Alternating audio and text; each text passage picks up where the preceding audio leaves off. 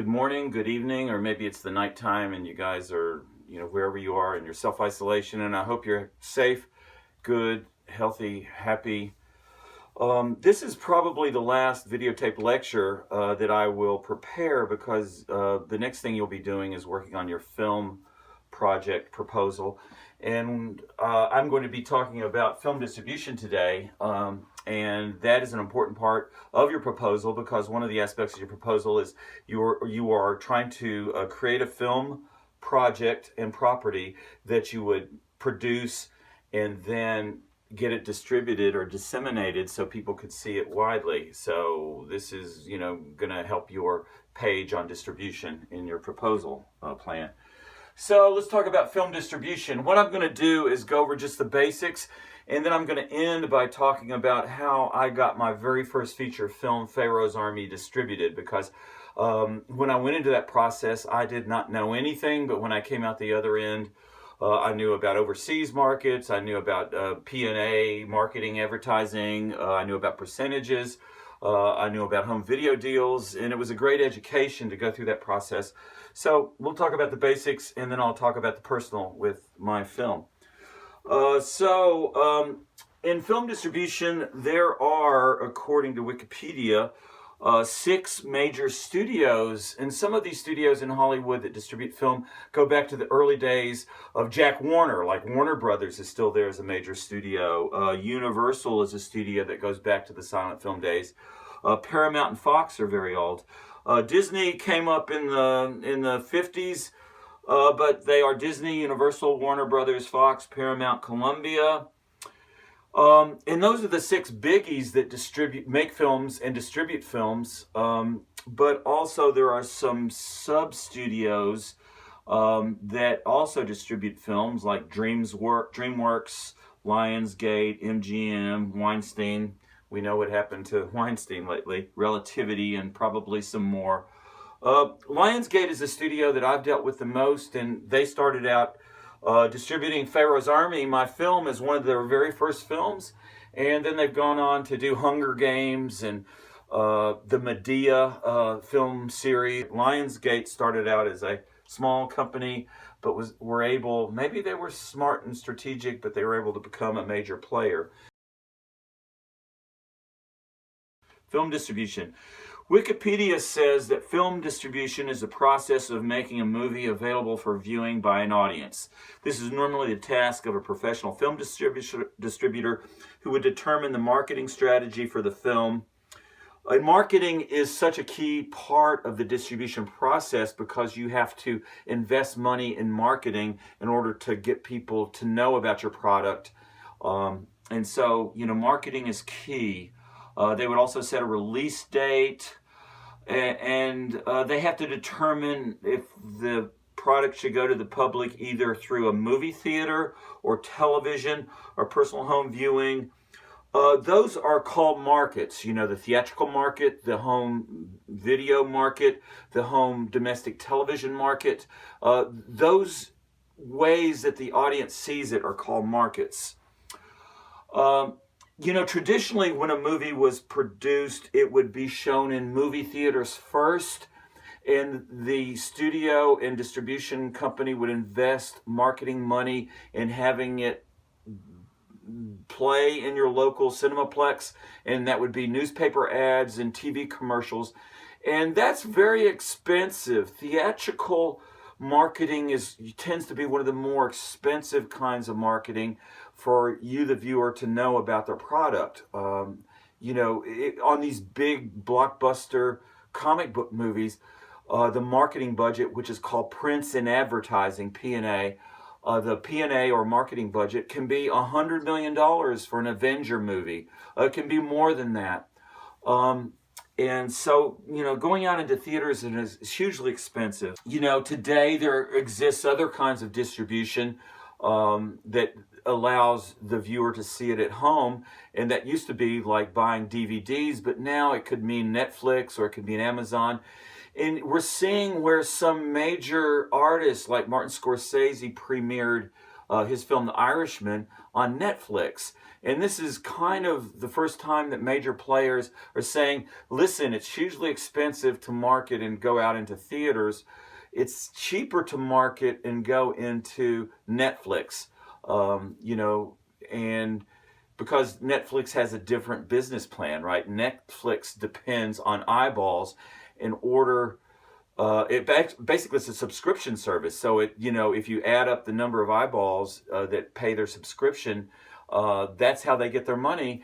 And it's not just one film that gets them the subscription. However, if they pay millions of dollars for Scorsese's The Irishman, they figure maybe somebody who's not a subscriber would be a Scorsese fan, and by buying that film, we're going to intrinsically raise eyeballs. We're going to raise the prestige of Netflix. And so, I would assume the Netflix bigwigs thought it was a win-win to pay a lot of money for a show called The Irishman and take it away from the theatrical market and put it into, the internet market, which doesn't require as much print and advertising and marketing.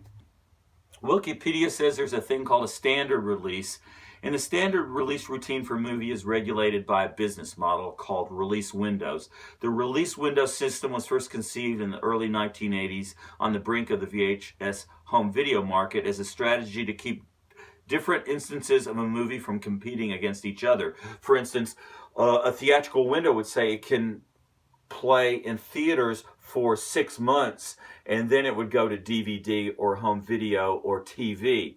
So a window is considered a standard term about the release into a certain market. Let's do 6 months in the theaters first, then let's do 3 months on TV, then let's do 3 months on home video or internet on demand.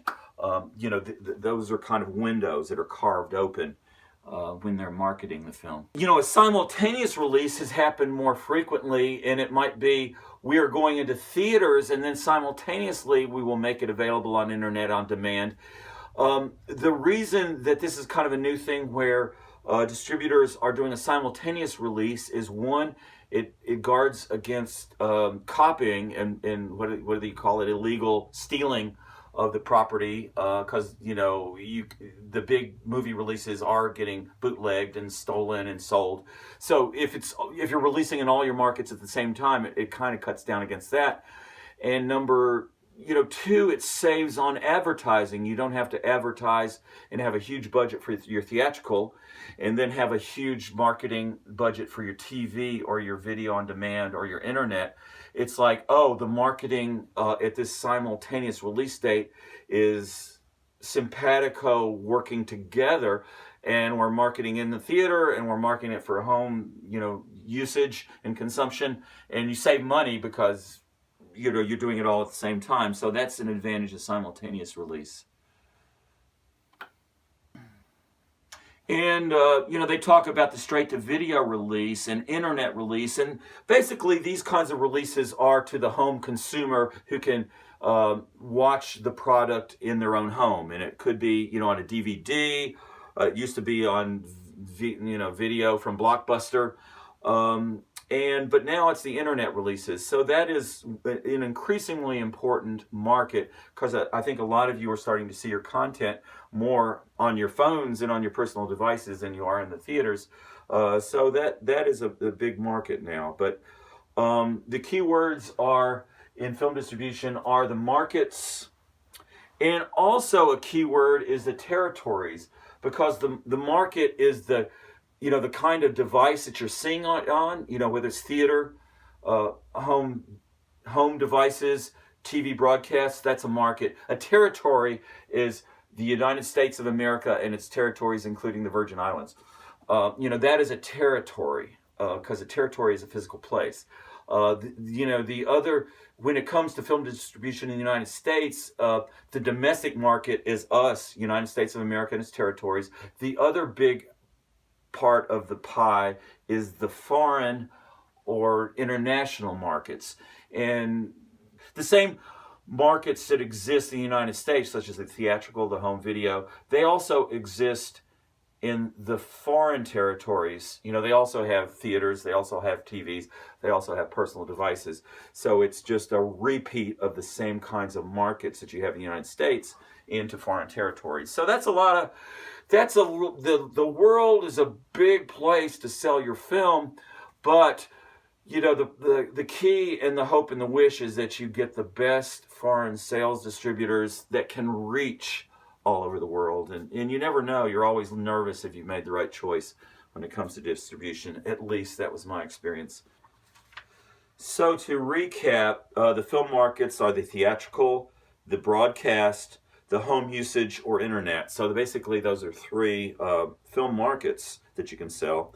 And the film territories where you can sell it are the United States of America, which is called domestic, or the foreign territories, which can be broken down by countries. And there's hundreds of those countries. But those are the film markets and territories. When you sign a distribution contract for your film to disseminate out there to the public, there are four basic things that go into a distribution contract. There is the term, how long this contract is going to exist between you, the film producer, and the distribution company. Two, the number of territories and markets covered by this agreement. And usually you have a domestic distributor who's going to deal with the U.S., and then you might have a foreign distributor. So, but that's obviously it has to be detailed in the contract what the territories and the markets are. And then three, there might be some discussion about the investment that the distribution company is going to make to the dissemination of the product. And that means how much money are they going to spend for marketing? Oftentimes there is no cap. The sky's the limit. The distribution company can spend as much as they see fit. And sometimes the producer decides that they will cap it after $100,000, $1 million, $30 million. Think about it. If you are, Paramount Pictures, and you have a whole bunch of employees, you are happy to keep spending, your employees' time working on the dissemination of a client's film because that's billable hours. It's like a lawyer billing the hours, and the distribution companies will charge you for their own employees' time to work on the distribution of your film.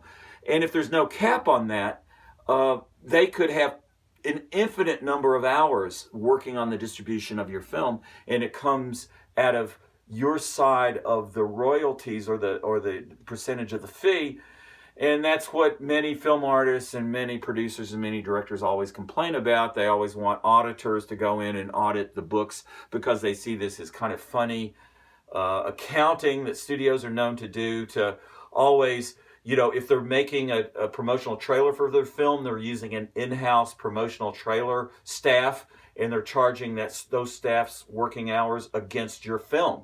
And if they're making a poster, they are having an in-house poster design group work on your poster, and they are charging you the hours that they've worked on your poster against your end of the royalties.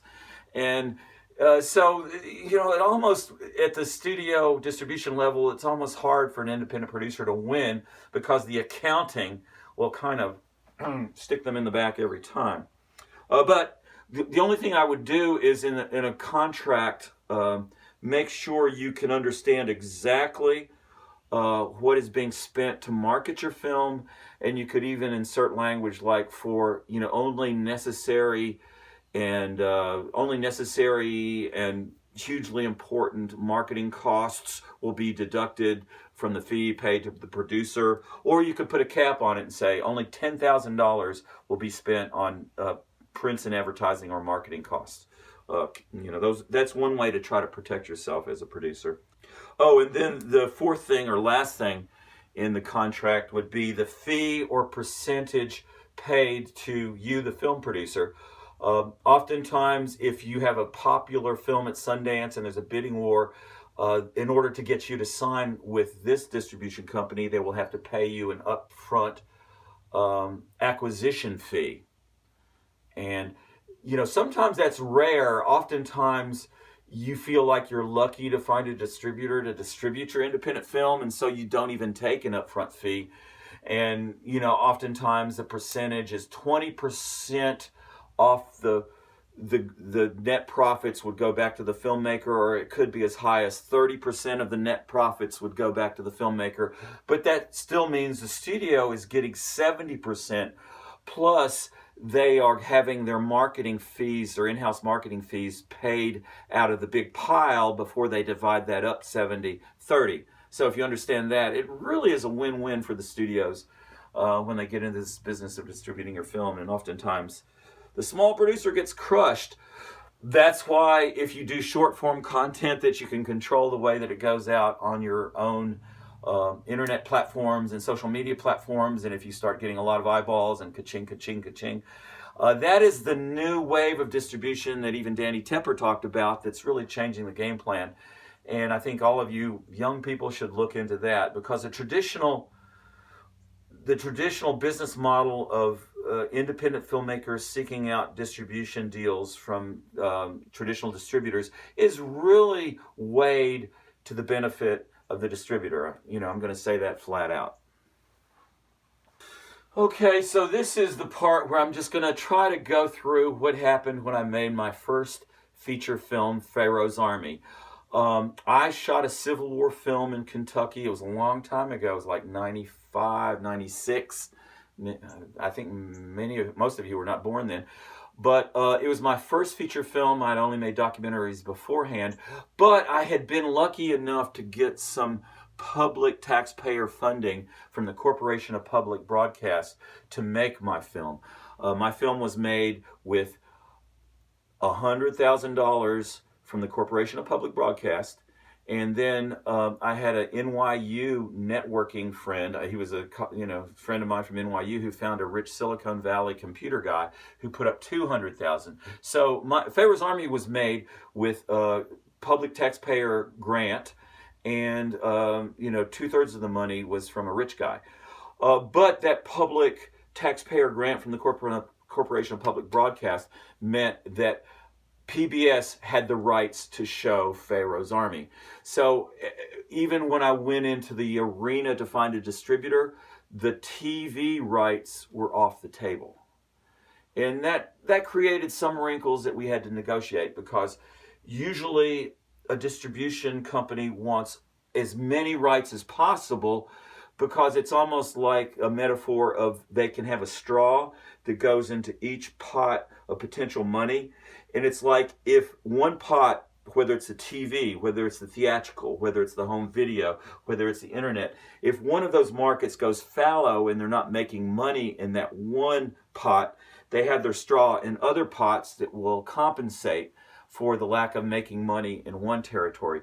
But with Pharaohs Army, I'd already taken one revenue stream away from a potential distributor. So that, as I said, that created some wrinkles. I was lucky enough to premiere at the Los Angeles Film Festival, because I was one of the last films rejected by Sundance, but Sundance still liked it. They talked to the Los Angeles Film Festival and got it to premiere there in Los Angeles, which is, as you know, a media center, and that was a great place to premiere.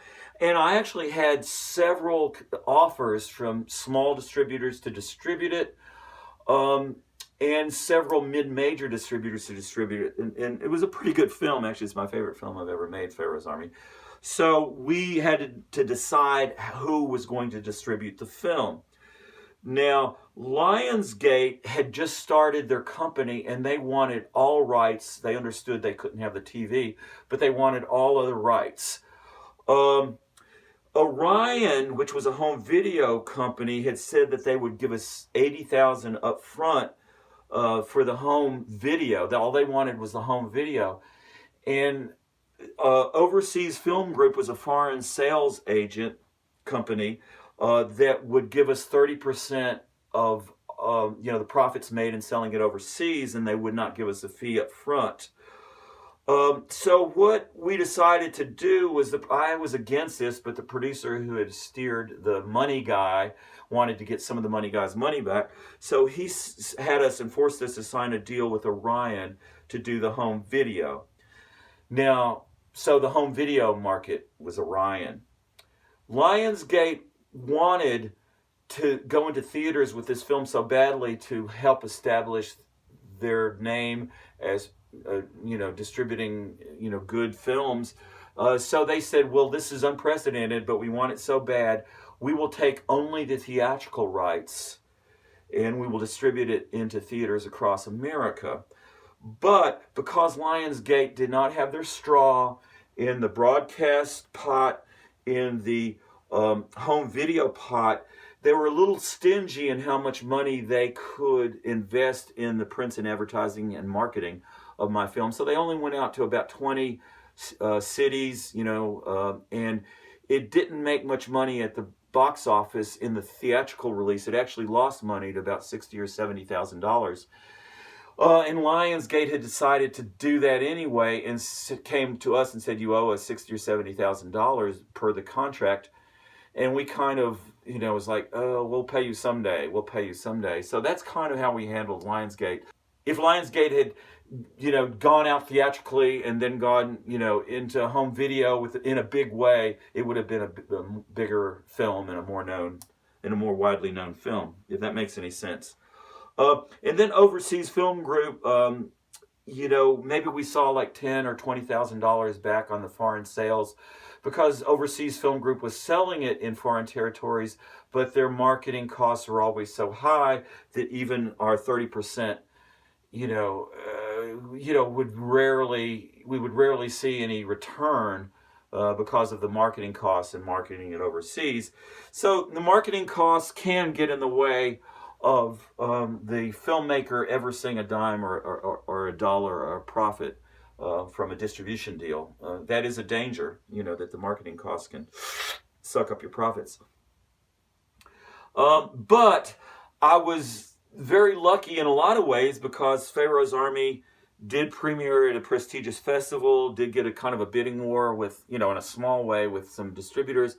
We did sign a deal with Orion. We signed a deal with Lionsgate. We signed a deal with Overseas Film Group.